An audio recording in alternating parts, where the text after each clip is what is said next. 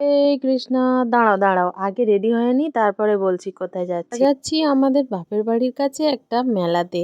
আর এই মেলাটা কিন্তু আমরা ছোটবেলা থেকেই দেখে আসছি। এখন জায়গা পরিবর্তন হয়েছে, তবে মেলাটা কিন্তু সেই একই রকম আছে। ঢুকেই কিন্তু আমরা পেট পুজোটা করে নিলাম। হ্যাঁ, ফুচকাটা খেয়েই নিয়েছি। এরপরে ছেলে বলছে চলো আমি রাইড চড়বো, তো আমি বললাম এখনো কিন্তু রাইড কোলেনি, তাই আমরা একটু অন্যদিকে চলো যাই। তো আমরা গিয়েছিলাম যেখানে যিশু খ্রিস্টর জন্ম হয়েছিল, সেরকম একটা থিম করেছিল, যেটা প্রত্যেক বছরই হয়। তো সেরকম করেছিল, আমরা সেখানে গিয়েও দেখলাম পুরোপুরি ফাঁকা, তাই আমরা একটু এদিক ওদিক ঘুরছিলাম। ছেলেও নতুন কিছু জিনিস দেখছিল, দেখতেই আমরা আবার বেরিয়ে পড়েছিলাম রাইড দেখতে। এই দেখো, রাইড গুলো একদমই ফাঁকা, এখনো রাইডের যারা চড়া তারাও আসেনি, কিন্তু কিছু কিছু দোকান খুলেছে।